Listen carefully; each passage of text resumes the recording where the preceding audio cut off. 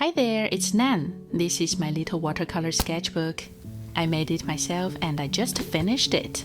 So today let's flip through it together. It starts with this tiny painting, a view from the window of my favorite cafe in town. And then autumn arrives. For this one, I even kept the real leaf I used as a reference. I love this kind of quick sketching, simple and spontaneous.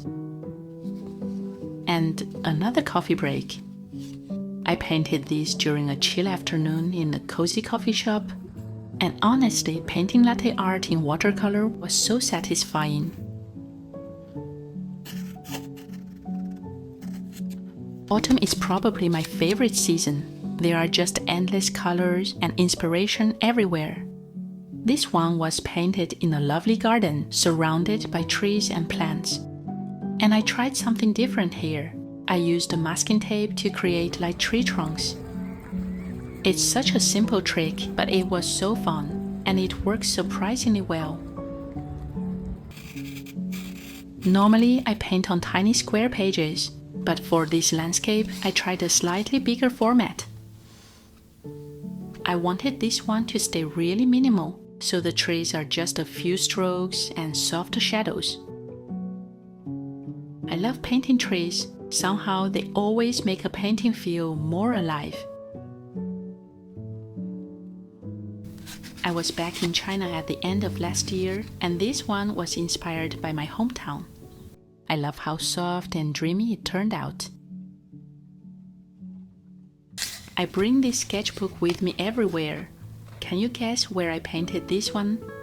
It was at 10,000 meters in the air on my flight back to France. It's just the perfect way for me to pass time during a long flight. What's the strangest place you've ever made a painting? Let me in the comment.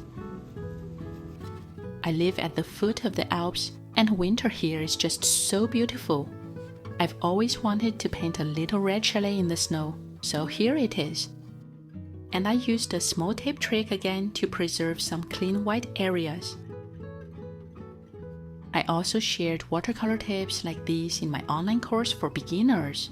If you want to learn watercolor in a relaxing and playful way, feel free to take a look.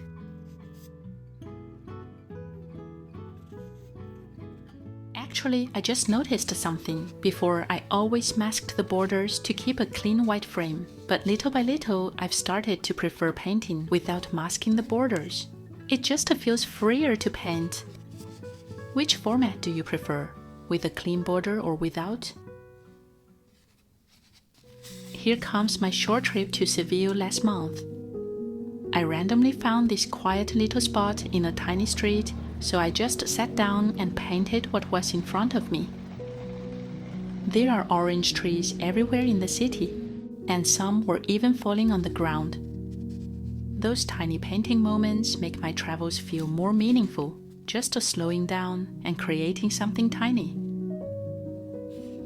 And this one was inspired by my trip to Japan last April.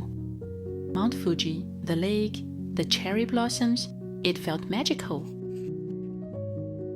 I simplified the cherry blossoms a lot just to capture the vibe. And I really love the pink shadows on the water. It makes the whole painting feel more connected. And look at these borders. I love them. It feels like a little film frame traveling back in time. This is a quick sketch from the old town of Annecy. And here's another Asian scene I loved painting, a koi pond. I made this one to celebrate Chinese New Year in February. The fun fact is that I used mostly water to create the texture here. Soft reflections, gentle movement, a tiny koi fish swimming quietly. It felt really calm and zen to paint. And this is probably my favorite one in the whole sketchbook. I wasn't sure what to paint for the last page, but I wanted something green and springy. So I made this little field with a tiny tree and some cute sheep. I also made a tutorial for this painting. It was so relaxing to do, I think you'll enjoy painting it. So many memories in such a tiny sketchbook, and I'm so happy to finish it. If you want to explore watercolor in a simple and playful way like I do, check out my online course for beginners and enjoy 40% off for a limited time. I'm Nan, a miniature watercolor addict. See you next time!